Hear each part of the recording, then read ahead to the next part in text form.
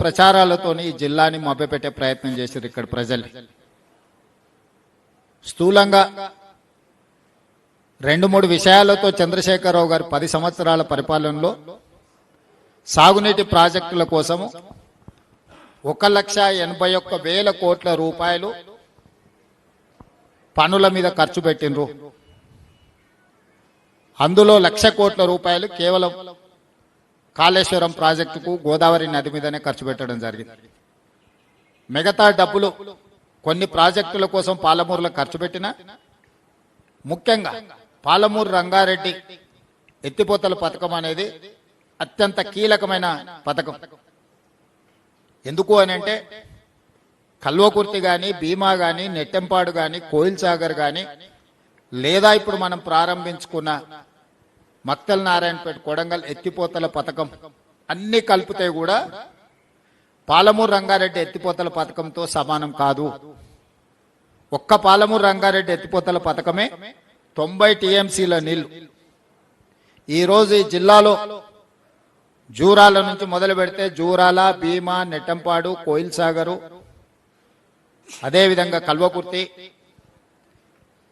మిగతా ప్రాజెక్టులన్నీ కట్టి పాలమూరు రంగారెడ్డిని పూర్తి చేస్తే ఈ జిల్లాకు దాదాపుగా 26 లక్షల ఎకరాల ఆయకట్టు ఇవ్వడానికి అవకాశం ఉండే. నిజంగానే 10 సంవత్సరాల సుదీర్ఘ కాలంలో ఈ ప్రాజెక్టులను పూర్తి చేసినట్టే ఈరోజు పాలమూరు జిల్లాలో నికరంగా 26 లక్షల ఎకరాలకు సాగునీరు అందుతుండే. సాగునీరుతో పాటు పరిశ్రమల గురించి నేను చెప్పవలసిన అవసరం లేదు.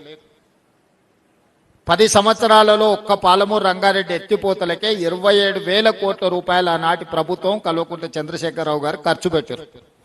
మీరు అడగొచ్చు, 27,000 కోట్ల రూపాయలు పెద్ద ఎత్తున ఖర్చు పెట్టిండు కదా, మంచి పనే చేసిండు. ఆ ఖర్చు పెట్టింది పంపులు, లిఫ్టులు. పంపులలో, లిఫ్టులలో ఖర్చు పెడితే కేసీఆర్ ఇంట్లో కనక వర్షం కురుస్తుంది కాబట్టి 27,000 కోట్లలో అధిక భాగము పంపులకు, లిఫ్టులకే ఇచ్చి పంపులు, లిఫ్టులలో 1,000 కోట్ల రూపాయల కమిషన్లు కొల్లగొట్టి ఒక్క ఎకరా కూడా నీళ్ళు ఇవ్వకుండా ఎక్కడిదక్కడ వదిలేసిపోయిండు. భూసేకరణ కూడా చేయలేదు.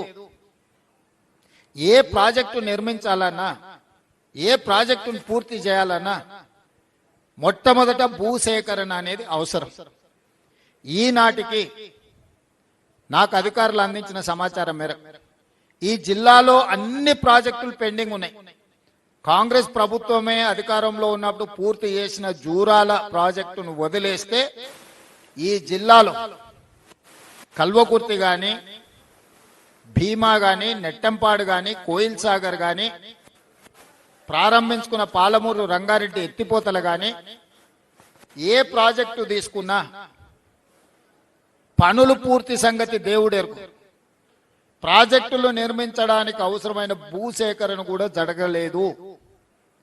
అంటే భూసేకరణ చెయ్యకుండానే ప్రాజెక్టులు పూర్తి అవుతాయని చంద్రశేఖరరావు గారు ఎట్లా భావించిందని నేను అడుగుతున్నా. అంటే ఆయన ఆలోచన ఎంతసేపు ఉన్నా పంపులు, లిఫ్టులు, 1,000 కోట్ల కాంట్రాక్టర్ల బిల్లులు చెల్లింపుడు, అందులో నుంచి నగదు కొట్టేసు. నాగం జనార్దన్ రెడ్డి గారు కొట్లాడి కొట్లాడి కొట్లాడి అలసిపోయి ఇప్పుడు ఆయనతోనే చేరే పరిస్థితి వచ్చింది.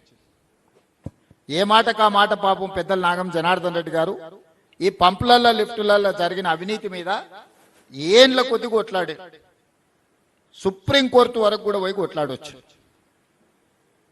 ఆయన మాట్లాడిన దాంట్లో వాస్తవం ఉంది. ఈరోజు మేము అధికారం చేపట్టిన తర్వాత ఈ జిల్లా నుంచి ఎన్నికవడమే కాదు, ఈ జిల్లా నుంచి పుట్టి పెరిగి